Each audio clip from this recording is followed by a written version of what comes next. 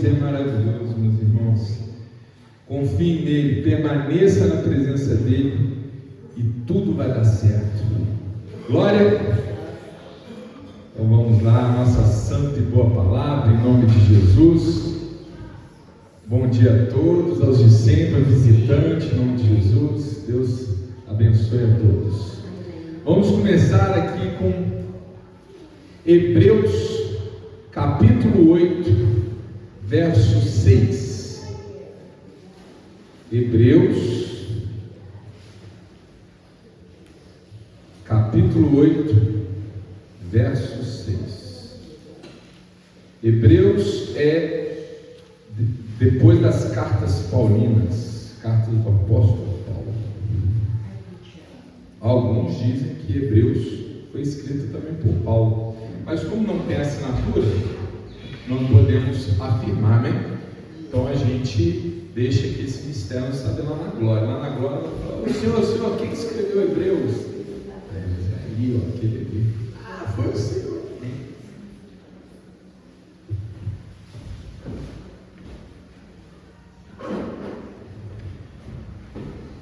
Deus é bom, irmãos. Capítulo 8, verso 6. Em nome de Jesus.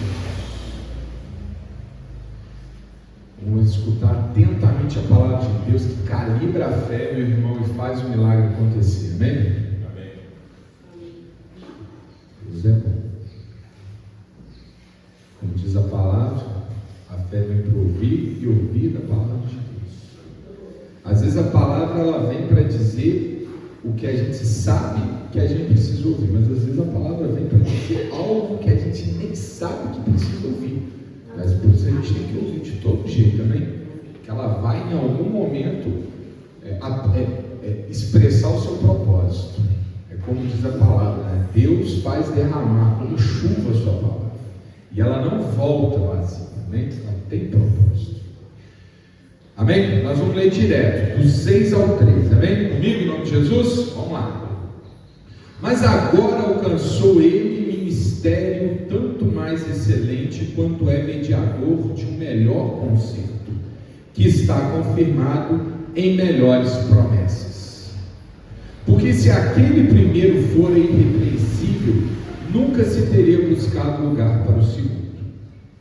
Porque repreendendo-os, lhes diz: eis que virão dias, diz o Senhor, em que com a casa de Israel e com a casa de Judá estabelecerei um novo concerto. Não segundo o concerto que fiz com seus pais no dia em que os tomei pela mão para os tirar da terra do Egito. Como não permaneceram naquele meu concerto, eu para eles não atendi, diz o Senhor. Porque este é o concerto que depois daqueles dias farei com a casa de Israel, diz o Senhor.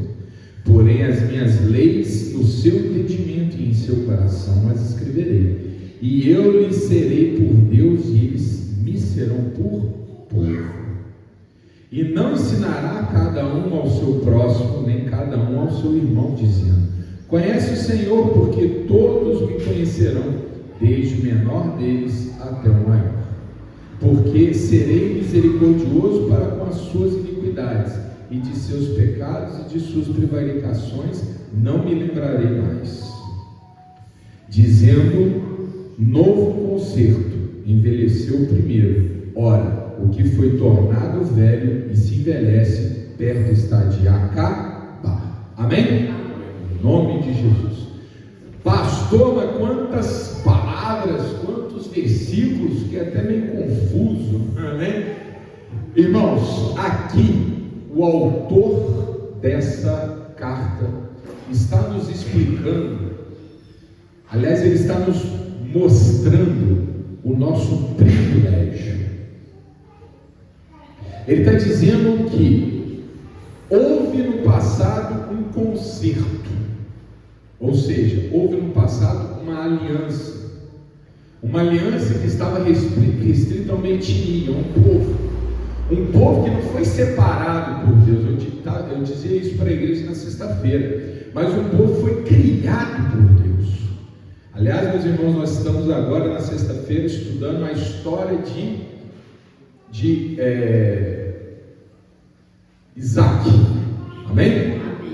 E aí, quando a gente falava da história de Isaac, nós lembrávamos um pouco da história de Abraão, nesse último culto que foi introdutório. E ali eu dizia, meus irmãos, para pensar, Deus não separou o povo de Deus, Deus criou o povo de Deus, porque Ele tirou Abraão lá da terra de Ur, lá da Mesopotâmia, trouxe para uma nova terra, e a partir da sua herança Ele criou um povo, amém?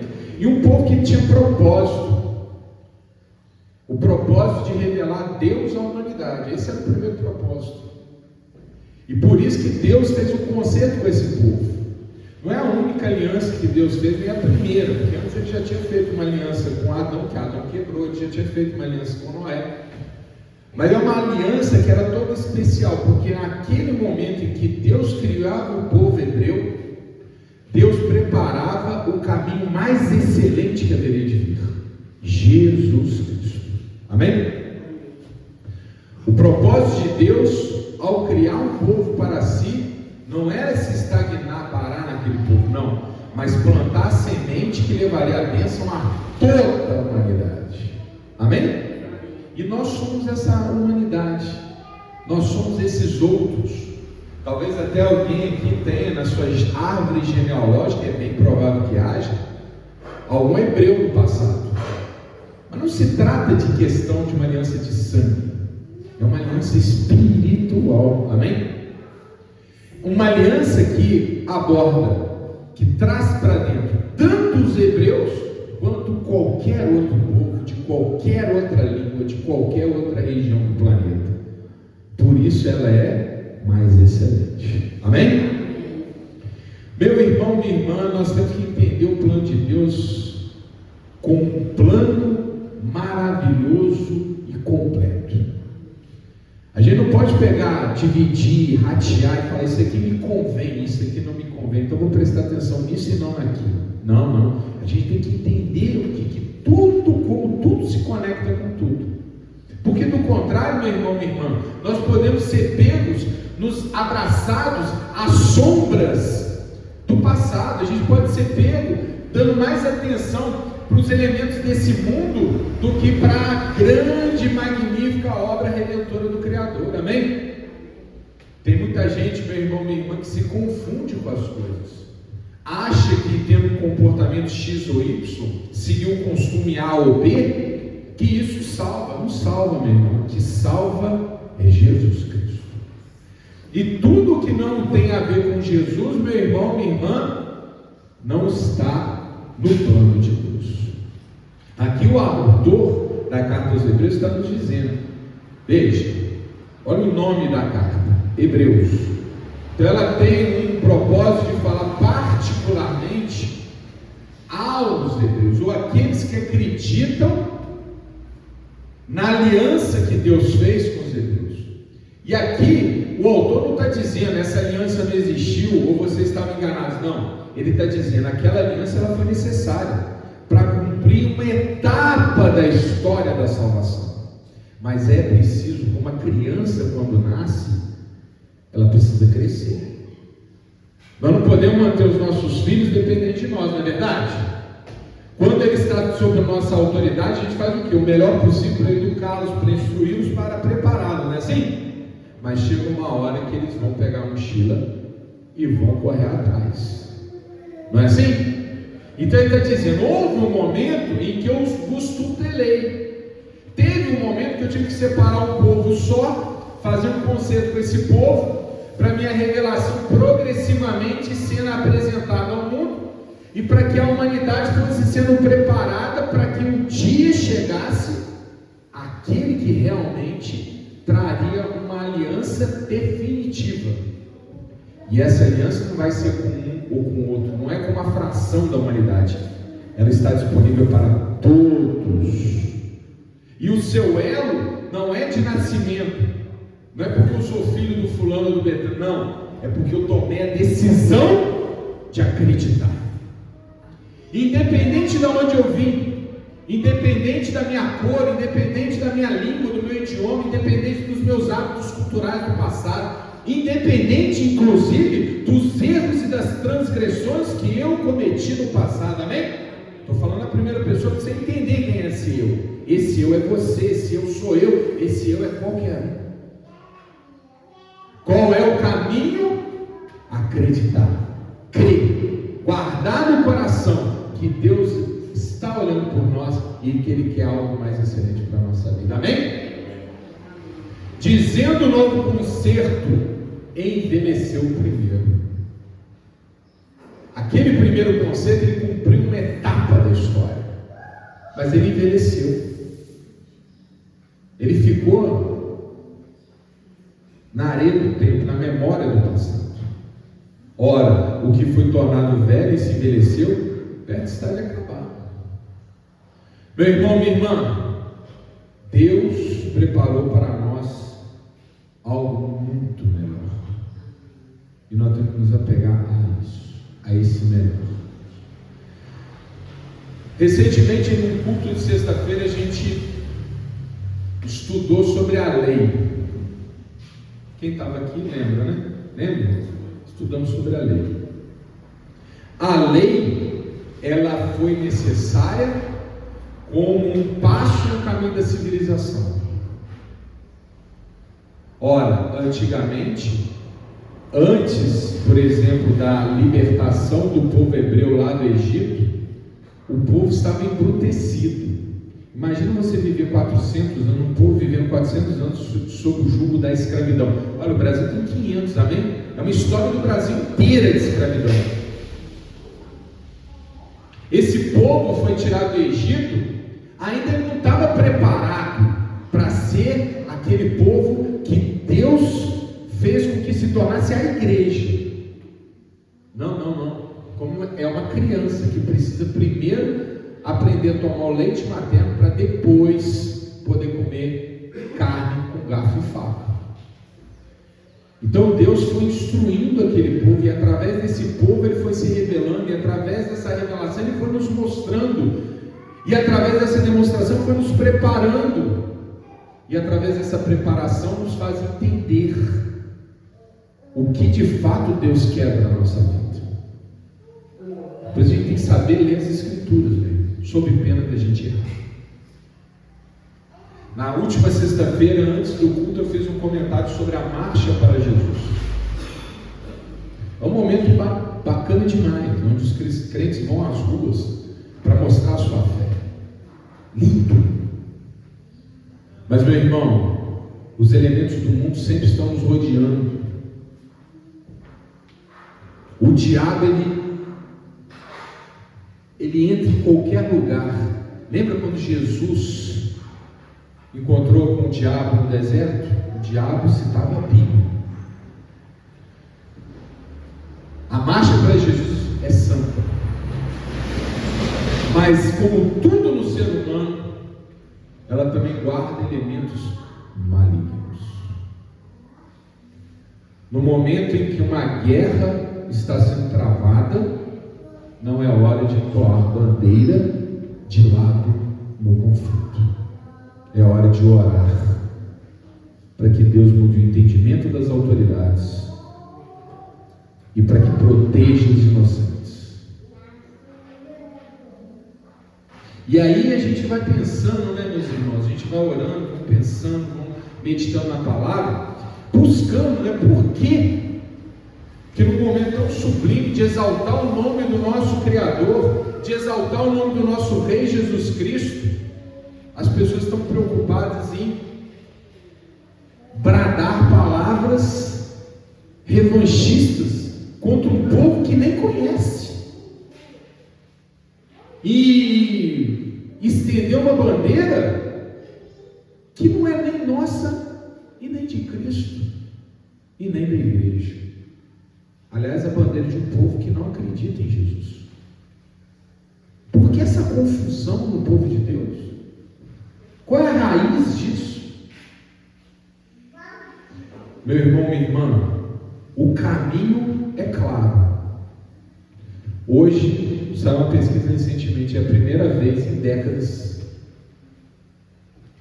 que o aumento do número de crentes parou, que o número de cristãos diminuiu e que o número de evangélicos estagnou. Esse não é o caminho que nós queremos. Nós fomos chamados para converter as pessoas. Nós fomos chamados para trazer as pessoas a Cristo, não para confundir, não para nos apegar aos elementos desse mundo que é contraditório, que é vil, que é distorcido. Não, é para ser diferente de tudo que está aí. Na hora da guerra é explicar: eu não tenho lado, eu oro por todos, seja iraniano, iraquiano, morador de Gaza, palestino, judeu, benjamita, não interessa, meu irmão, ucraniano, russo, não interessa, eu oro pela humanidade. Eu não oro para a vitória militar de ninguém. Meus irmãos, isso afasta as pessoas. Vocês me conhecem há tanto tempo, e eu acho que é a primeira vez que eu trago uma palavra tão clara sobre um evento conjuntural. É ou não é? Porque ele é sério. Porque nós passamos a ter uma missão de sermos diferentes no corpo de Cristo, nesse ponto. Quando, meus irmãos, o número de crentes começa a diminuir, tem que acender um alerta.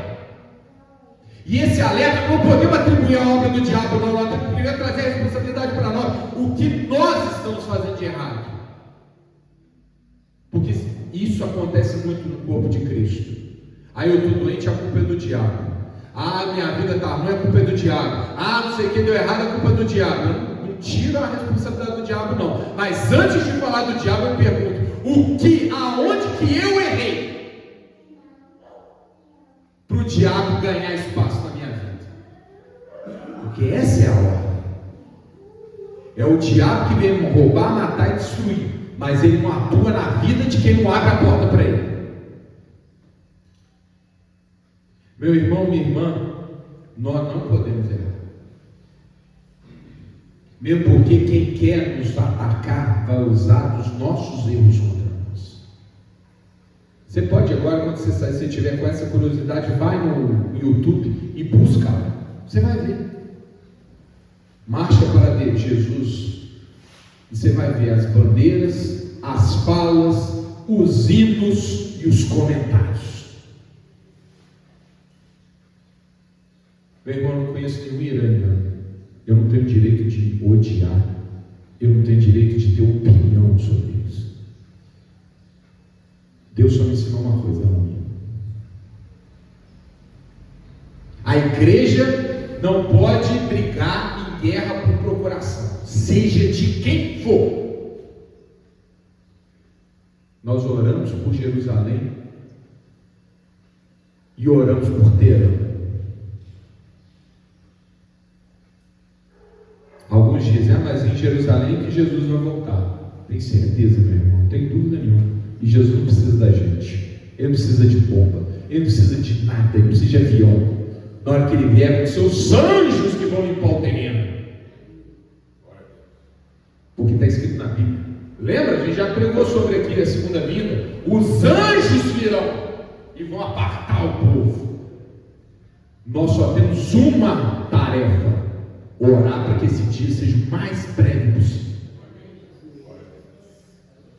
Nós não aplaudimos a guerra, a gente chora com a guerra. A gente não torce na guerra, a gente ora na guerra. E meus irmãos, essa pequena comunidade, por mais singela que seja, está chamada a ser diferente. Eu não estou aqui falando para ninguém ir para a marcha de Jesus como uma célula para mudar os rumos. Não estou dizendo isso. Eu estou dizendo para a gente dar um testemunho diferente. Nós, primeiro, não vamos nos misturar com isso. E por que nós não vamos nos misturar, em nosso erro? Porque a gente está lendo a Bíblia. A Bíblia não nos autoriza a participar da antiga aliança. A Bíblia nos exorta a participar da nova aliança, da aliança mais excelente, que não é mais baseada na lei que mata, mas na graça que salva. Ela não é baseada nos elementos desse mundo, na circuncisão da carne, mas na circuncisão do coração. Ela não é por olho, dente por dente. Ela é do ano ao próximo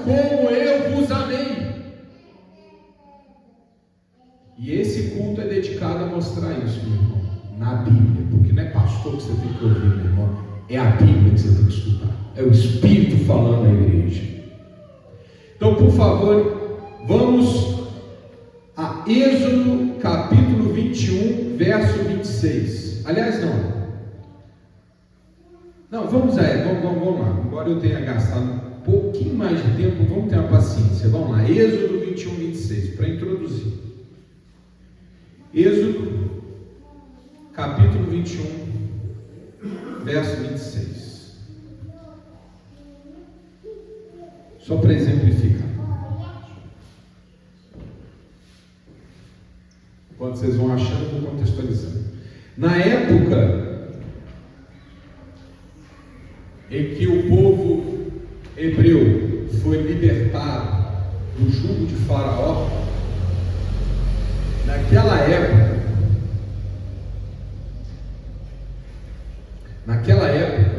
a escravidão era uma instituição que era amplamente aceita. Todo mundo, todos os povos do mundo praticamente lançavam a mão da escravidão. E o que é a escravidão a gente conhece, nós somos brasileiros, nós temos essa chaga, essa marca na nossa história, né? É uma essa cicatriz. O que é escravidão? A escravidão é alguém, né, tomar o outro alguém como sua propriedade, não é isso? Essa pessoa não tem liberdade. Isso é muito triste. E quem é o responsável por isso? O diabo. Quem é responsável por isso? O pecado. Amém? Quando Deus levanta o povo hebreu, Ele tinha já o propósito de conduzir a humanidade a um momento em que a escravidão não seria mais aceita. Daqui a pouco eu vou mostrar isso aqui no Novo Testamento.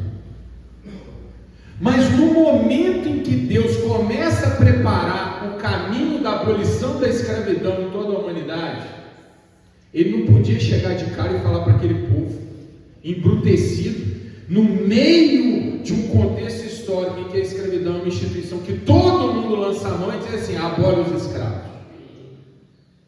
Deus sequer seria compreendido. Está claro o que eu estou dizendo ou não, meus irmãos? Volto a fazer aqui a comparação com a criança. A gente pegar uma Lolô e falar assim: Lolô, resolve aqui uma fórmula de Bhaskara para mim. Ela vai saber? Faz uma equação trigonométrica aqui para mim. Ela vai saber? Ainda não. Mas se ela for para ligar o B com o A para fazer a sílaba, ela vai saber, não vai? Porque ela já foi educada nas letrinhas e agora ela está sendo educada nas sílabas e daqui a pouco nas palavrinhas, certo? Deus não podia chegar para o povo hebreu e falar assim: resolva essa equação trigonométrica para mim, porque o povo não ia saber fazer. Então ele tinha que falar assim: olha, isso aqui é o B, isso aqui é o A, junta B com A. Estão entendendo a analogia? Aí Deus nos dá essa palavra. E quando alguém... Olha, Êxodo 21, 26. Amém? Quem não tiver pode acompanhar no tempo. E quando alguém ferir o olho do seu servo, ou o olho da sua serva, e o danificar, o deixar ir fogo pelo seu olho. Vamos aqui traduzir? Vou ler essa passagem em palavras que são mais fáceis para nós.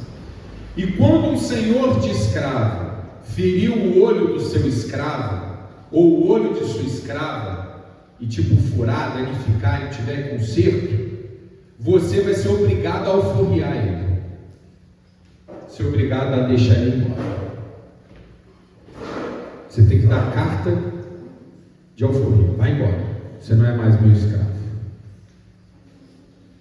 Vocês entenderam isso aqui? Lembra da letrinha B com A? Deus está falando assim. Ele não está dizendo abole o escravo. Ele está dizendo: não machuque o seu escravo. E se machucar, ele deixa de ser seu escravo. Entenderam o que Deus está fazendo?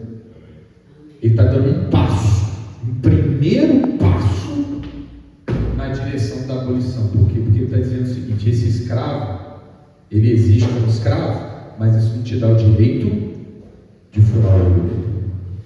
Entenderam, meu irmão? É um passo na direção que lá na frente vai levar a abolição. Continua, mesma passagem aqui, no versículo 27. E se tirar o dente do teu servo, ou o dente da tua serva, o deixará ir forro pelo seu dente. Ou seja, se quebrar o dente de um escravo, que o ouro é uma coisa séria, o dente é mais tranquilo, né? Às vezes dá um soco, que quebra o dente, né? Se quebrar o dente do seu escravo, aqui é como se Deus falasse, você deu um soco de tão forte que quebra o dente do seu escravo, você perde o direito de ter escravo. Ou você trata esse escravo com humanidade, ou você não vai ter escravo. Entenderam, meus irmãos? Aí os detratores da palavra lá na internet vão dizer, mas Deus então aplaudia a escravidão? Não, Deus não estava aplaudindo a escravidão, Deus estava preparando o povo para abolir a escravidão. Ah, pastor, o senhor está forçando a barra? Não estou não, vamos lá, Gálatas capítulo 13, verso 28, vamos ver onde é que isso vai dar? Lembrando que Êxodo foi escrito mais ou menos 1400 a.C., portanto, 1400 anos depois veio a carta de Gálatas, 1400 anos de instrução, de educação, que Deus então ministrou para que chegássemos em Gálatas, Efésios e Filemão, que são as 3 passagens que nós vamos ler agora. Gálatas, capítulo 3, verso 28.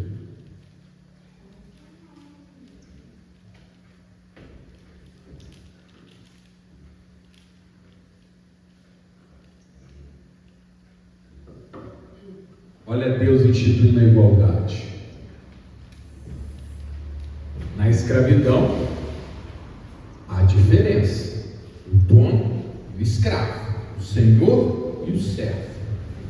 E agora? Já estamos lá. Jesus já veio ao mundo, já ensinou o mandamento do amor, já ascendeu aos céus, já inaugurou o reino de Deus. O Espírito Santo já foi derramado. Agora, irmãos, está na hora de abolir a escravidão. Não é nem mais questão de você não maltratar o escravo. Agora estamos na nova aliança, onde a escravidão vai acabar. E olha que aqui é contando do Império Romano, amém? O Império Romano tinha escravidão. Era a principal instituição do Império Romano. A base do Império Romano era a escravidão. Ou seja, a sociedade não mudou não, meu irmão. O que mudou? A aliança de Deus, que fez o homem evoluir, que fez o ser humano amadurecer, que fez o ser humano se tornar civilizado. É isso que está mudando. E muda a igreja para mudar o mundo. Hoje, em nenhum lugar do mundo a escravidão é permitida. Isso é obra de Deus. Os primeiros, meu irmão, minha irmã, os primeiros a defender a abolição da escravidão modernamente, século 17, 18, foram os cristãos. Que às vezes, quando a gente pega o livro de história, foram os iluministas. Muito antes dos iluministas, os cristãos já defendiam a abolição da escravidão. Tanto é que onde a igreja católica era dominante, não tinha escravidão, tinha servidão, que é um passo na direção da melhoria. Desculpa, meus irmãos, essas coisas a gente tem que falar, amém? Está claro? A gente tem que sair da Bíblia para dar o contexto, para entender a coisa como está acontecendo. Agora nós já estamos em Gálatas. E olha o que o apóstolo Paulo está dizendo aqui, orientado pelo Espírito Santo. Ele está dizendo, não fura o olho do escravo. Olha o que ele está dizendo. Nisto não há judeu nem grego. Não tem diferença. Não há servo. Lembra que a palavra servo foi usada daqui? Agora é mesmo, né? Não quer o dedo do seu servo, não fura o olho do seu servo. Se furar o olho do seu servo, quebrar o dedo do seu servo, você tem que alforreá-lo. Aqui está dizendo, não há mais servo. Não há mais essa dicotomia servo nem livre. Um é livre, o outro é servo. Não. Está na hora de acabar com a escravidão. Assim como não há poder do homem sobre a mulher malignamente, de autoridade vil. Não. Agora tem que ser a relação baseada no amor. Lembra como que Jesus nos ensina através do Espírito Santo e através do apóstolo Paulo como tem que ser a relação do marido com a esposa? Amá-la como Cristo ama a igreja. Não há macho nem fêmea, porque todos vós sois um em Cristo. Então, meu irmão, lá no Antigo Testamento, lá no início da aliança de Deus com o povo hebreu, colocou-se um limite na escravidão. Agora, quando Jesus Cristo veio, não há mais espaço para a escravidão. Ela tem que ser abolida. escravidão vai ser abolida no século XIX. Jesus já está mandando fazer isso 1.900 anos antes. Foram 1.900 anos desde essa palavra para que a escravidão fosse abolida. Estão entendendo, meus irmãos? Esse é o lugar da igreja. Ser diferente, ser mais avançado. Amém? Por isso que Jesus fala: sede sal da terra, luz do mundo. Mas vamos para outro exemplo aqui, Efésios. Pode. Vamos só aqui para a gente ganhar um tempinho. Efésios 6:9. Pode deixar a Bíblia onde está, depois daqui a pouquinho a gente abre a Bíblia. Olha aqui no telão. Efésios 6:9. E vós, senhores, fazei o mesmo para com eles, deixando as ameaças, sabendo também que o Senhor deles é vosso, está no céu, e que para com ele não há acepção de pessoas. Está falando do Senhor em relação aos seus servos. Para com Deus não há divisão de pessoas. Está entendendo? O Senhor, Deus Todo-Poderoso, é o Senhor de todos, seu e desse que você está tratando como escravo. Eu fico imaginando um cristão ouvindo isso aqui, ele vai continuar, ele vai conseguir continuar tendo aquele indivíduo como escravo? Não, porque aquele indivíduo é seu irmão. E vamos mais, Filemon, que é uma carta totalmente dedicada a esse tema. Quem não sabe, Filemon foi uma carta do apóstolo Paulo a um proprietário de escravo, o qual ele pede ao proprietário de escravo que não castigue o seu servo, porque ele fugiu. Olha o que Paulo fala. Filemon 15: porque bem pode ser que ele se tenha separado de ti por algum tempo, para que o retivesse para sempre, não já como servo, antes mais do que servo, como irmão amado, particularmente de mim, e quanto mais de ti, assim na carne como no Senhor. O que ele vai dizendo? Ele está falando para Onésimo, ele está dizendo para Filemon, que era proprietário de Onésimo. Depois vocês leem essa carta com profundidade, vocês não lembram um capítulo só. Filemon, receba Onésimo, não como escravo, mas como irmão. Estão entendendo, meus irmãos? Estão entendendo ou não? Vamos fazer um link com o início?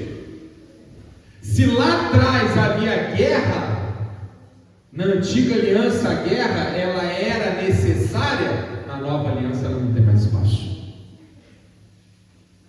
Assim como a guerra, lá atrás a escravidão, assim como a guerra hoje, a escravidão. Se eu não admito a escravidão, eu não admito a guerra.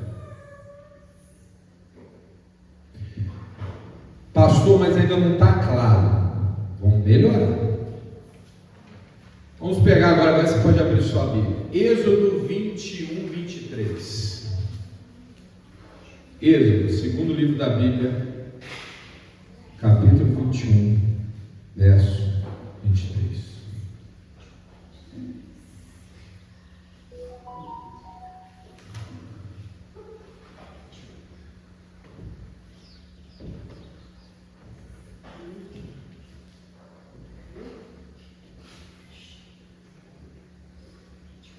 Êxodo 21, 23. Quando vocês vão achando, eu vou contextualizar, né? Como é que funcionava a vingança naquela sociedade? Voltando, vocês entenderam? Nós voltamos para 1400 a.C. Está ficando confuso as datas, meus irmãos? Sim ou não? Mais ou menos? Pode falar. Deixa eu botar a linha do tempo aqui, aqui lá. Vamos lá. Êxodo, povo judeu saindo do Egito, 1400 a.C. Gálatas, Efésios, Filemon, século 1, 1400 anos, ok? Nós voltamos lá para Êxodo agora, naquela época em que a escravidão existia e a palavra de Deus dizia: não tire o dente nem fure o olho do seu escravo. Entenderam? Estão comigo? Nesse mesmo contexto, como é que funcionava a vingança? Olha só, como é que funcionava a escravidão? O dono do escravo podia fazer o que quisesse com o escravo, podia até matar. Aí Deus fala: você não pode fazer qualquer coisa com o seu escravo, não. Você não pode tirar o olho dele e quebrar o dente dele. Você não pode maltratar. Entendeu? Uma semente de civilização aqui. Nesse contexto, como é que era a vingança? Vamos supor que por algum motivo o fulano A mata o fulano B. A família do fulano B tem o direito de exterminar a tribo do A, matar todo mundo da tribo desse A. É assim que era a vingança. Aliás, até hoje o tráfico de droga aí, né, na máfia é assim, né? Mata os filhos, esposa, a casa inteira. Então a vingança era desmedida. Aí Deus vem e dá essa palavra aqui. Olha o que ele diz: mas se houver morte, então darás vida por vida. Ou seja, o A matou o B, a família do B tem direito de matar o A, não a tribo do A, não os filhos do A, não os pais do A, só o A. Segura essa vingança. Ele continua: olho por olho, dente por dente, mão por mão, pé por pé. Furou o olho, tira o olho do outro. Cortou a mão, corta a mão do outro. Furou o olho para matar? Não. Olho, olho, mão, mão. Dois. Amém? Ou seja, Deus está contendo o ímpeto de vingança que era habitual naquela época. Está claro ou não está? Meu irmão, é muito fácil a gente entender. É só a gente pensar na nossa relação de casamento hoje. Nós não somos diferentão do mundão aí fora? Que a gente é homem de uma só mulher e mulher de um só homem. Lá fora isso aí não é regra, né? Mas nós fazemos diferente. Deus estava dizendo: vocês vão fazer diferente. Vocês não vão vingar matando tudo. Se tiver que vingar, vai vingar um por um. Está claro ou não está? Amém? Olha só, um por um. Ainda continua, ainda tem mais um pedacinho aqui, ó. Queimadura por queimadura, ferida por ferida, golpe por golpe. Deu um soco, você tem direito a dar um soco. Você não pode matar o outro. Ele te deu um soco, então você não pode matar, você só pode dar um soco. Entendeu? Deus está pegando aquele povo embrutecido e está limitando ele. Ela não faz tudo que você quer, não. Ele ainda não está abolindo a vingança, amém?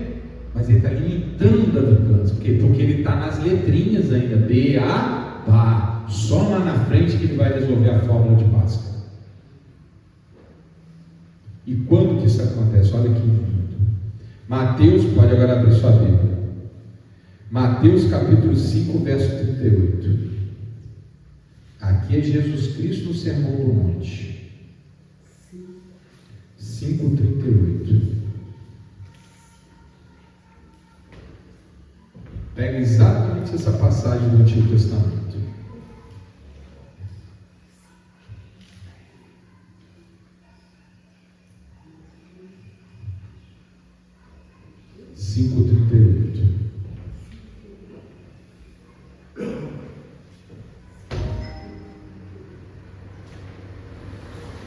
Mateus capítulo 5, verso 38. Amém? Olha, lê comigo aí. Ouviste que foi dito, olho por olho e dente por dente. Não é exatamente assim que está escrito? Jesus está no monte dando sermão para o povo. Ele está instruindo como que vai ser agora na nova aliança. Na aliança que vai ser celebrada por nós na Santa Ceia até o fim dos tempos. Então ele fala: povo de Deus, vocês leram que no passado era olho por olho, dente por dente. É como se ele falasse assim: no passado era beabá, agora não é só beabá. Eu, porém, vos digo que não resistais ao mal, mas se qualquer te bater na face direita, oferece-lhe também a outra. Amém? Furou meu olho, eu tenho direito de furar o olho dele? Não tenho direito. Ele furou meu olho? Eu te perdoo. Porque o que triunfa sobre o mal, o bem. Bateu na face, comigo não. Agora é jiu-jitsu nele. te perdoo. Entenderam? Nós não temos mais o direito de furar o olho de ninguém. Isso é o beabá. Lá atrás tinha que ser assim, porque o povo estava embrutecido, ele não tinha limite. Mas Deus foi preparando, para agora vir o que é mais excelente. O mandamento do amor. Não revide. Perdoa. Meu irmão, isso aqui é lindo, sabe por quê? Olha comigo, vamos pensar na prática. Esquece o mundo, eu sei que é chocante, porque o mundo lá fora está falando totalmente diferente disso. Mas pensa comigo. O cara dá um soco, você dá outro soco, ele vai dar outro, você vai dar outro, outro vai dar outro, vai dar até uma hora que um cai no chão e quebra o pescoço. Mas se um der um tapa e o outro engole o orgulho e fala, Deus está olhando por mim, deixa para lá. Acabou. O mal para quando o bem aparece. E mais, aquele que bateu ainda fica envergonhado. Pode não ser naquela hora. Mas Deus vai fazer justiça. Até a hora que ele vai lembrar desse homem e vai dizer, eu estava errado. Às vezes, o fato de você apanhar e não revidar é a maior pregação do evangelho que você já fez na sua vida. Que a gente não prega com palavra, a gente prega com o Espírito. E ele continua. E ao que quiser pleitear contigo, o que é pleitear? Brigar contigo. E tirar-te a vestimenta, larga-lhe também a capa. Quer levar o paletó? Toma a gravata. Não, dá esse paletó para cá. É seu, quer a gravata? Quer a carteira? Quer o relógio? Toma, leva, vai. Deus te abençoe. Isso não vai me fazer brigar contigo. Isso aqui é elemento do mundo. Se eu perder esse paletó, Deus vai me dar 10. Porque eu segui a lei dele. É duro, é difícil, é complicado. Mas pastor, o sangue ferve, eu sei. Mas nós não fomos chamados para andar pela carne, mas nos inclinar ao espírito. Nós controlamos os nossos impulsos. Vocês estão entendendo como que isso se conecta ao início do culto? A vingança vai levar a humanidade aonde? Uma bomba para cá, 2 bombas para lá, 3 bombas para cá, 4 bombas para lá, 5 bombas para cá, 10 bombas para lá. Aonde que isso vai nos levar? O cristão não. O cristão não toma parte disso, porque o rei mandou que nós fossemos diferentes. Porque a gente entende que tem um momento da letrinha e tem um momento em que nós vamos resolver as equações trigonométricas. Nós estamos num momento lá na frente. Meu irmão e minha irmã, mas não pense que Deus não deixou claro a sua intenção. Pode ficar onde você está, só olha aqui o telão. Você acha que no Antigo Testamento Deus já não dizia o que ele queria, para onde que ele estava indo? Dizia sim. Levítico capítulo 19, verso 18. Olha o que está escrito aqui. Deus tinha falado, olho por olho, dente por dente, mão por mão, pé por pé, queimadura por queimadura. Mas um pouquinho na frente, olha o que de Deus fala. Não te vingarás. Olha lá a referência bíblica. Levítico 19, 18. Só que nesse contexto ele está mostrando o que vai acontecer lá na frente. Por que eu estou dizendo olho por olho, dente por dente? Porque lá na frente não te vingarás. Aprende a conter o teu ímpeto para lá na frente você parar com esse negócio de vingança, porque esse é o meu caminho. Nem guardarás ira contra os filhos de teu povo, mas amará o teu próximo como a ti mesmo. Quem falou essas palavras 1500 anos depois? O nosso Salvador. Deus nunca deixou oculto o seu propósito. Ele já revelou para onde que o povo estava caminhando. Mas tem gente, meu irmão, minha irmã, que só se lembra do olho por olho, dente por dente. Jesus vai na frente e vai dizer: ame a Deus com o teu coração, alma, entendimento e força, e ame ao próximo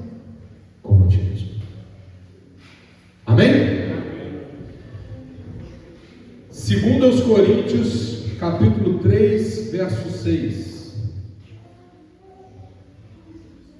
Para terminar.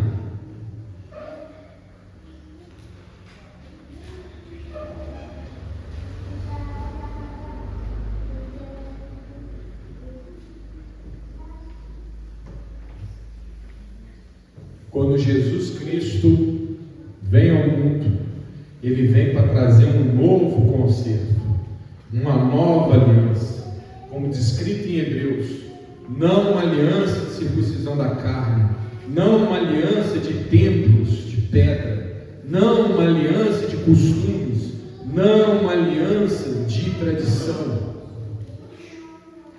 Jesus veio trazer um novo testamento, um novo concerto, uma nova aliança, cuja circuncisão se dá no coração, baseada no perdão, onde nós nos tornamos templos de Deus, sendo guardiões do Espírito Santo de Deus, que não se adequam conforme o mundo, mas deixa a palavra de Deus adequar o nosso entendimento, para que sejamos capazes de compreender qual seja a boa, agradável e perfeita vontade de Deus.